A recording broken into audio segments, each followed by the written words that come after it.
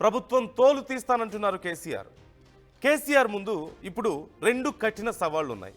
ఒకటి, కేసీఆర్కు ఇప్పుడు కవిత గండంలా మారారు. కవిత ఇష్యూలో కేసీఆర్ స్పందన ఎలా ఉండబోతుంది? స్పందించక తప్పని పరిస్థితి ఉంటుంది ప్రజల్లోకి వస్తే. ప్రతిపక్ష నేత హోదాలో ఉండి అసెంబ్లీకి రావట్లేదు అనే బ్యాడ్ ఇమేజ్ కూడా ఇప్పుడు కాంగ్రెస్ కేసీఆర్కి ఇచ్చే ప్రయత్నం చేస్తోంది. సో ఇది ఒక పెద్ద సమస్యగా మారింది. ఈ రెండు సవాళ్లను కేసీఆర్ ఎలా ఎదుర్కోబోతున్నారు అనే చర్చ ఓవైపు కనిపిస్తోంది. మరోవైపు మరొక రెండు ప్రశ్నలు కూడా ఉన్నాయి, చాలా కీలకమైనవి. ఇన్ని రోజులు బయటికి రాని కేసీఆర్ ఇప్పుడే ఎందుకు బయటకు వచ్చారు అనే ప్రశ్న వచ్చినప్పుడు రెండు రకాలుగా దీన్ని చూడాలి. ఒకటి, జూబ్లీహిల్స్ ఉప ఎన్నికల్లోనూ అలాగే సర్పంచ్ ఎన్నికల్లోనూ బలమైన పోటీ ఇవ్వగలిగింది బీఆర్ఎస్ అనేది చాలా క్లియర్గా అర్థమవుతుంది. సో అందుకు ఎలాగో మంచి ఊపు వచ్చింది, ఇప్పుడు నేను వస్తే ఇంకొంచెం మళ్ళీ ఆ పాత ఊపు మళ్ళీ వస్తుంది, ప్రజల్లోకి పూర్తి స్థాయిలో పార్టీ మళ్ళీ ఒకసారి వెళ్ళగలుగుతుంది, తన అవసరం ఈ టైంలో ఉంది అని భావించారా? లేకపోతే తాను లేకపోతే ఇక కష్టం అని భావించి బయటకు వచ్చారా? ఈ రెండు కోణాల్లోనూ ఆలోచించాల్సిన అవసరం వస్తుంది. ఓవైపు హరీష్ రావు, కేటీఆర్ చాలా సమర్థవంతంగా నడిపించగలుగుతున్నాం అని చెప్తున్నారు.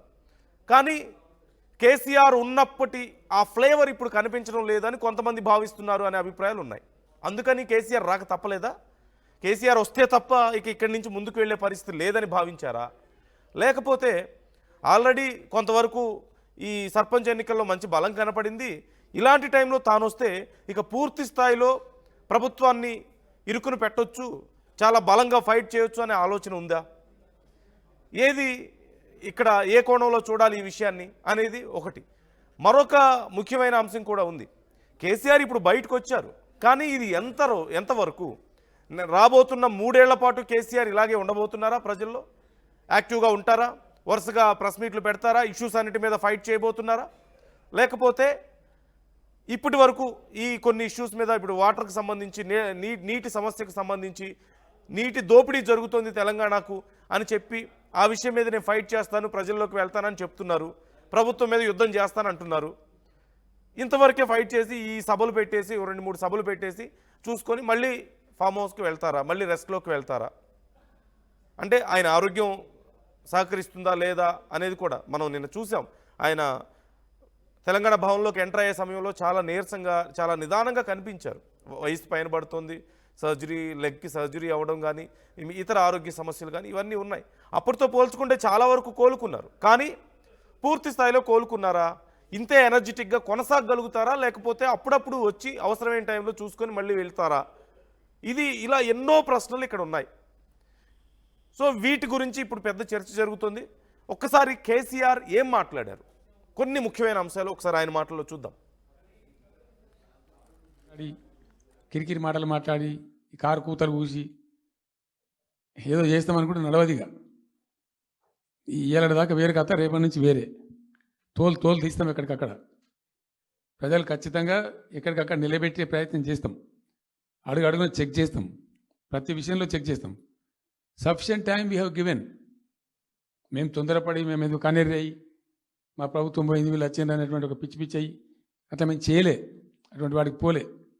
ఇష్యూల మీద పోరాడుతున్నాం, ఒకే ఫీజు రియంబర్స్ మీద పోరాడుతున్నాం, ఇంకోటి పోరాడుతున్నాం, రకరకాల భూదందాల మీద, దోపిడీ మీద, చెర్ల మీద పోరాడుతున్నాం. పార్టీ కొట్టాడుతున్నది, తప్పదు కాబట్టి కొట్టాడుతాం.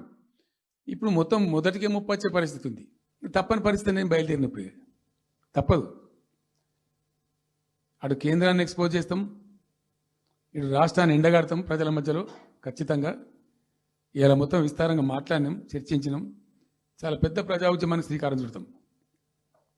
కంపల్సరీ పాలమూరు, రంగారెడ్డి, నల్లగొండ జిల్లాలలో గ్రామాన దానికి పోస్టర్ డిజైన్ అవుతుంది, కరపత్రం డిజైన్ అవుతుంది, ప్రజా ఉద్యమాలు చేస్తాం, పెద్ద బహిరంగ సభలు పెడతాం.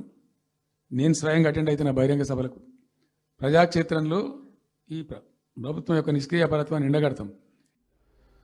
ఇక రాక తప్పలేదు, ప్రభుత్వం మీద యుద్ధం చేయాలి, ప్రభుత్వం ఎండగడతాను ప్రభుత్వాన్ని అంటున్నారు. బాగానే ఉంది. మధు జాయిన్ అవుతున్నారు మా ప్రతినిధి, ఒకసారి మధుతో మాట్లాడదాం. మధు, కేసీఆర్ రావడం అనేది బీఆర్ఎస్ కార్యకర్తలకి ఒక మంచి జోష్నిస్తుంది, అందులో ఎలాంటి డౌట్ లేదు. అట్ ది సేమ్ టైం ప్రజలు కూడా మరొకసారి పార్టీ వైపు చూస్తారు ఖచ్చితంగా కేసీఆర్ వస్తే. ఇది ఒక పాజిటివ్ అంశం అయినప్పటికీ ఎన్నో డౌట్స్ ఇక్కడ కనపడుతున్నాయి. మళ్ళీ ఇప్పుడు అసెంబ్లీకి వెళ్తారా లేదా, అసెంబ్లీకి వెళ్ళడం లేదని కాంగ్రెస్ పెద్ద ప్రచారం చేస్తోంది. అలాగే కవిత విషయంలో ఏం మాట్లాడతారనే ఒక ప్రశ్న ఉంది. అసలు ఇప్పుడే ఎందుకు వచ్చారు అనే ప్రశ్న వచ్చినప్పుడు రాక తప్పదు అనే పదాన్ని ఎలా అర్థం చేసుకోవాలి మనం? అంటే ఇక నేను రాకపోతే ఇక్కడి నుంచి కష్టం అని చెప్పి భావించారా, లేకపోతే ఆల్రెడీ కొంత బూస్ట్ వచ్చింది కాబట్టి సర్పంచ్ ఎన్నికల్లో ఇంకొంచెం ముందుకు నెట్టగలుగుతాం, ఇప్పుడైతేనే పూర్తి స్థాయిలో ప్రజల్లోకి వెళ్ళగలుగుతాం అని చెప్పేసి భావించారా? ఎలా చూడాలి ఈ ప్రశ్నలన్నింటినీ కూడా? అన్నిటికి మించి కొనసాగుతారా, లేదంటే అప్పుడప్పుడు ఇలాంటి ముఖ్యమైన సందర్భాల్లో వచ్చి మళ్ళీ వెళ్తారా? ఈ ప్రశ్నలన్నీ చాలా వస్తున్నాయి. సో ఏం చర్చ నడుస్తుంది మధు? మీరు అన్ని పార్టీలని కలుస్తూ ఉంటారు, అసలు పార్టీల్లో ఏం చర్చ నడుస్తుంది, బీఆర్ఎస్లో ఏం చర్చ నడుస్తుంది? ఎగ్జాక్ట్లీ, జనరల్గా కేసీఆర్ ఆరోగ్యం పైన మొదటి నుంచి కాస్త చర్చ కొనసాగుతుంది. ఎప్పుడైతే అధికారం కోల్పోయిన తర్వాత హిప్ సర్జరీ అయిందో, బోన్ రీప్లేస్మెంట్ అయిందో, తర్వాత నుంచి ఆయన ఆరోగ్యం కోలుకోలేరు, ఆయన అస్వస్థతకు గురవుతూనే ఉన్నారు. రెగ్యులర్గా ఏఐజీ హాస్పిటల్, యశోద హాస్పిటల్కి చెకింగ్స్ కోసం వస్తూనే ఉన్నారు. సో గతంలో లాగా కేసీఆర్ ఆరోగ్యం సహకరించట్లేదు అనేటువంటి చర్చ జరుగుతూనే ఉంది. దానికి తోడు ముఖ్యంగా కాంగ్రెస్ నుంచి పెద్ద ఎత్తున దాడి ఉంది. దాంట్లో రేవంత్ రెడ్డి అయితే ఒక మెట్టు ఇంకా ముందుకొచ్చి ఒక స్టేట్మెంట్ చేశారు. కేసీఆర్ చరిత్ర ఫామ్ హౌస్లోనే సమాధవుతుంది, ఆయన ఆరోగ్యం సరిగా లేదు అనేటువంటి చర్చ కొనసాగుతున్న నేపథ్యంలో వాటన్నిటికీ పులి స్టాప్ పెట్టడంలో భాగంగానే కేసీఆర్ బయటికి వచ్చినట్టుగా నిన్న చాలా స్పష్టంగా కనిపించింది. ఒకటి మేజర్ టైం బాండింగ్, 2 సంవత్సరాలు కాంగ్రెస్ అధికారంలోకి వచ్చి కంప్లీట్ అయింది కాబట్టి మీకు ఇచ్చిన హనీమూన్ పీరియడ్ ఏదైతే ఉందో మీకు సర్దుకోవడానికి, కొత్త ప్రభుత్వం మీరు శాఖల గురించి కానీ పూర్తిస్థాయి సమాచారం తీసుకొని గాడిలో పడడానికి సమయం అయిపోయింది అనేటువంటిది 2 అంశాలు చెప్పడానికి కేసీఆర్ బయటకు వచ్చారనేటువంటి చర్చ కొనసాగుతుంది. దాంతోపాటు కేసీఆర్ ఆరోగ్యం మెరుగైంది, కేసీఆర్ మునుపటిలా యాక్టివ్గా ఉండనున్నారు అనేటువంటిది చెప్పడంలో భాగంగా మరొకటి ఆయన బయటకు వచ్చినట్టుగా చాలా స్పష్టంగా కనిపిస్తుంది. నిన్న బీఆర్ఎస్ ఎల్పీ రాష్ట్ర కార్యవర్గ సమావేశం జరిగితే దాదాపు మొత్తం సమావేశం అయిపోయేంత వరకు 3 గంటల సేపు, స్టార్టింగ్ మీటింగ్ ప్రారంభమైనప్పటి నుంచి 3 గంటల మీటింగ్ అయిపోయేంత వరకు కేసీఆర్ నిలబడే ప్రసంగించారు. నిన్న లోపల కార్యకర్తలకు సంబంధించినటువంటి, తర్వాత నాయకులకు సంబంధించినటువంటి వారందరితో కూడా, అంటే దాదాపు 3 గంటలు మొత్తం నిలబడి వారందరికీ వివరించే ప్రయత్నం చేస్తారు, అనేక అంశాలు ప్రస్తావించారు. సో ఆయన యాక్టివ్గా ఉన్నారు, ఆరోగ్యంగా ఉన్నారు, 3 గంటలు నిలబడ్డారంటేనే అర్థం చేసుకోవచ్చు ఆయన మునుపటిలా యాక్టివ్ అవుతున్నారు.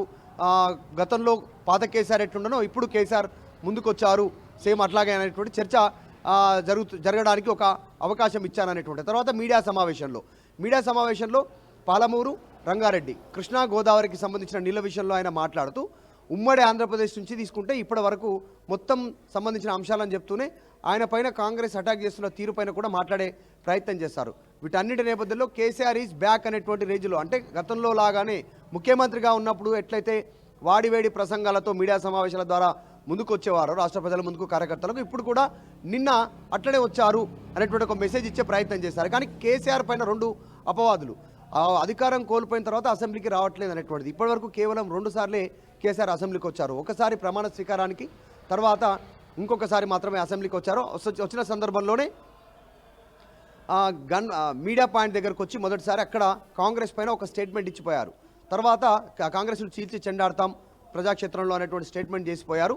తర్వాత అప్పటి నుంచి మళ్ళీ పెద్దగా యాక్టివ్గా కనిపించలేదు. సిల్వర్ జూబ్లీ కనిపించారు, ఆయన ప్రసంగం పెద్దగా ఆకట్టుకునే రీతిలో ప్రసంగం కనిపించలేదు ఆ టైంలో.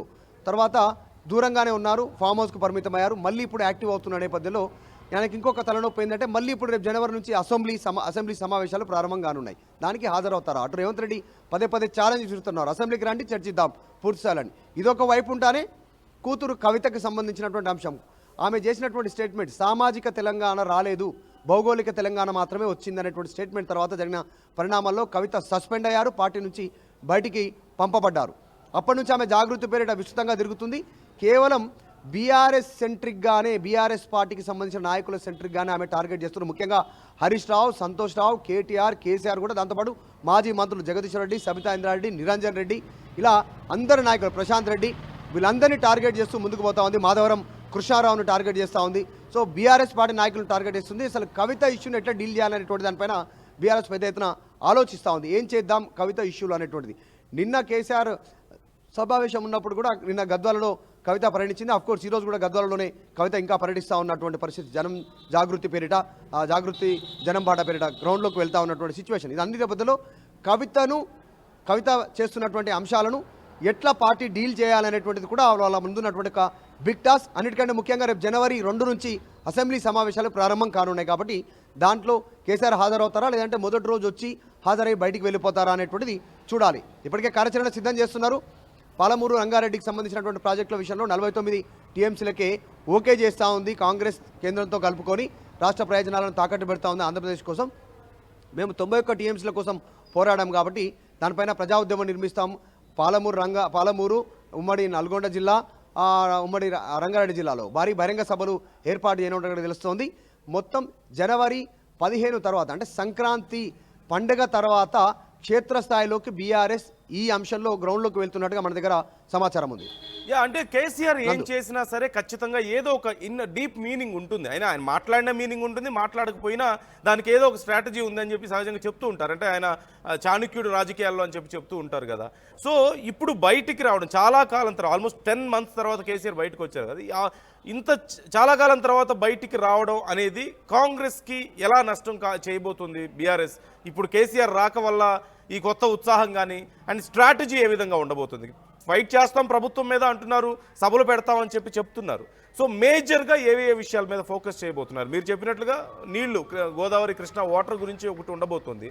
అట్ ద సేమ్ టైం ఇంకేమైనా ముఖ్యమైన విషయాలు ఉన్నాయా? బీఆర్ఎస్లో ఏదైనా లోపాలని సవరించే అవకాశం ఉందా? ఇంకేదైనా డీటెయిల్స్ తెలుస్తున్నాయా మధు మనకి ఇంటర్నల్గా ఏం చర్చ నడుస్తుంది అనేది? అండ్ ముఖ్యంగా కవిత గురించి మీరు కొంతవరకు చెప్పారు, but is there any chance Kavitha విషయంలో ఒక స్టాండ్ తీసుకునే అవకాశం ఉందంటారా?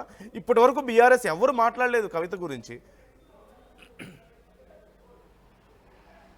ఎగ్జాక్ట్లీ, నిజంగానే కవిత అంశాన్ని బీఆర్ఎస్ ఎట్లా ట్యాకిల్ చేయాలనేటువంటిది ఇప్పుడు కాస్త ఇబ్బందిపడిన పరిస్థితులు బీఆర్ఎస్ పార్టీ నాయకులు ఎదుర్కొంటున్నారు. ఆమెకు అడపాదడపా ఒకరిద్దరు, జగదీశ్వర్ రెడ్డి, నిరంజన్ రెడ్డి, తర్వాత మాధవరం కృష్ణారావు కుకట్పల్లి ఎమ్మెల్యే, వీళ్ళు మాత్రమే రిప్లై ఇచ్చారు, ఘాటుగా రెస్పాండ్ అయ్యారు కవిత విషయంలో. కవిత కూడా దీంట్లో పెద్దగా ఆమె బాధపడట్లేదు. నేను మాట్లాడుతుంటే మీరు కూడా రిప్లై ఇవ్వండి అని కవిత కోరుకుంటున్నారు. నేను ఎవరినైతే టార్గెట్ చేస్తున్నారో బయటికి రండి, వివరణ ఇవ్వండి, నేను చేసినటువంటి అలిగేషన్స్ పైన నేను గ్రౌండ్లో ప్రజల నుంచి వచ్చినటువంటి ప్రతిస్పందన, వాళ్ళు చెప్పినటువంటి అంశాలను ఆ నియోజకవర్గాల్లో సందర్భానుసారంగానే నేను అనౌన్స్మెంట్ చేస్తూ ఉన్నాను. ఎక్కడ వాంటెడ్లీ చేయట్లేదు. నేను ఏ నియోజకవర్గానికి వెళ్తున్నానో ఆ నియోజకవర్గ సమస్యలు మాత్రమే ప్రస్తావిస్తున్నాను. అందులో అబద్ధం ఉంటే నిజాలు ఏంటి అనేది మీరు బయటకు వచ్చి చెప్పండి అనేటువంటి ఛాలెంజ్ విసురుతున్నారు హరీష్ రావుకి. హరీష్ రావు, నీ మనుషులతో కాదు, నువ్వు డైరెక్ట్గా నేను చెప్పిన వాటికి సమాధానాలు చెప్పు అనేటువంటి స్టేట్మెంట్ చేస్తూ ఉన్నారు. సో కవిత ఇష్యూ ఇట్లా ఉంటే కేసీఆర్ ఇంపాక్ట్ ఎట్లా ఉంది నిన్న వచ్చిన తర్వాత అనేటువంటి కూడా పెద్ద ఎత్తున చర్చ కొనసాగుతుంది. కేసీఆర్ గతంలో 10 ఏళ్ళ అధికారంలో ఉన్నప్పుడు ఆయన ఎంత యాక్టివ్గా కనిపించారో ఇట్లాంటి ప్రసంగాలలో, సమావేశాలలో, మీడియా సమావేశాలలో నిన్న దాదాపు అదే స్టైల్ కనబరిచారు. ఆయన అందరినీ నవ్విస్తూ, పంచులేస్తూ, చాలా కొంచెం ఘాటుగా మాట్లాడుతూ, గత ప్రభుత్వాలను విమర్శిస్తూ, ఇటు చంద్రబాబు నాయుడును విమర్శిస్తూ, పెట్టుబడులను విమర్శిస్తూ, రియల్ ఎస్టేట్ దందాకు సంబంధించి విమర్శిస్తూ, ఇట్లా కొన్ని అంశాలను ఆయన ప్రస్తావించే ప్రయత్నం చేశారు. రైతులకు సంబంధించినటువంటి ఎరువుల విషయంలో అసలు మా ప్రభుత్వమే రైతుల సెంట్రిక్గా పని జరిగింది. గతంలో మొత్తం రైతుల దగ్గరికి కొనుగోలు కోసం కూడా గ్రామాల్లో, మండలాల్లో వెళ్ళి మేము కొనుగోలు చేసాం వాళ్ళ దగ్గర నుంచి ధాన్యాన్ని అటువంటి స్టేట్మెంట్, అంటే రైతులను ఆకట్టుకునేలాగా ఆయన ప్రసంగం కొనసాగింది. నిన్న కేసీఆర్ బయటకు వచ్చిన తర్వాత జరిగినటువంటి ఇంపాక్ట్ కాంగ్రెస్ పార్టీలో ఎట్లా ఉందంటే, హుటాహుటిన రాత్రికి రాత్రి ముఖ్యమంత్రి రేవంత్ రెడ్డి చిట్ చాట్ నిర్వహించాల్సినటువంటి పరిస్థితి ఆయన మీడియా ప్రతినిధులతో ఆయన కౌంటర్గా మాట్లాడడానికి. తర్వాత మంత్రి ఉత్తమ్ కుమార్ రెడ్డి 5 గంటలకు మీడియా సమావేశం అని చెప్పి దాన్ని సాయంత్రం 7:30 తర్వాత పోస్ట్ పోన్ చేసుకొని కేసీఆర్ ప్రసంగం అయిన తర్వాత మీడియా సమావేశం అయిపోయిన తర్వాత 7 గంటలకు క్లారిటీ ఇచ్చే ప్రయత్నం. అది అయిపోగానే ఈరోజు జూపల్లి, తర్వాత అడ్లూరి లక్ష్మణ్, ఇంకా కొద్దిమంది సంబంధించినటువంటి మంత్రులు ఈరోజు మళ్ళీ మీడియా సమావేశం ఏర్పాటు చేయడం సంబంధించి, అంటే కేసీఆర్ ఒకరోజు బయటకు వస్తే ముఖ్యమంత్రి, మంత్రులు, నాయకులంతా కూడా వివరణ ఇచ్చుకోవాల్సినటువంటి సిచ్యువేషన్ ఉంది అనేటువంటిది ఒక ఇంపాక్ట్ చూపించేలా కేసీఆర్ ఒకరోజు వస్తే సిచ్యువేషన్ ఇట్లా ఉంటుంది అనేటువంటి చెప్పే ప్రయత్నంలో భాగంగా నిన్న జరిగినట్టుగా కనిపించింది. సో కేసీఆర్ కూడా నిన్న చాలా సంతోషంగా, హ్యాపీగా గడిపారు. దాదాపు ఉన్నటువంటి నాయకులతో నిన్న మీడియా సమావేశం అయిపోయిన తర్వాత నందినగర్ నివాసంలోనే దాదాపు చాలాసేపటి వరకు నాయకులతో రాత్రి వరకు, పొద్దుపోయే వరకు వారందరితో కూడా టైం స్పెండ్ చేసి వారితో డిన్నర్ చేసినట్టుగా తెలుస్తాం. చాలామంది నాయకులు రాత్రి వరకు కేసీఆర్ తోటే చాలాసేపు టైం స్పెండ్ చేసినట్టుగా అందుతాం సమాచారం. సో మొత్తానికి కేసీఆర్ ఇక నుంచి యాక్టివ్ అవుతానని చెప్పారు. మరి అసెంబ్లీ సమావేశాలు కంటిన్యూ వస్తారా, ఒకరోజు హాజరై వెళ్తారా, లేదంటే హరీష్, కేటీఆర్ మా పిల్లలే చూసుకుంటారని గతంలో స్టేట్మెంట్ చేశారు, అదే జరుగుతుందా చూడాలి. కానీ కవిత ఇష్యూని ఎట్లా డీల్ చేస్తుంది బీఆర్ఎస్ అనేటువంటిది ఇప్పుడు వాళ్ళ ముందు ఉన్నటువంటి ఒక బిగ్గెస్ట్ టాస్క్. నందు, right. Thank you Madhu, thanks for the details. మొత్తం మీద కేసీఆర్ ఇప్పుడు స్ట్రాటజీ ఏంటి? చాలా రోజుల తర్వాత బయటకు వచ్చిన కేసీఆర్ ఇప్పుడు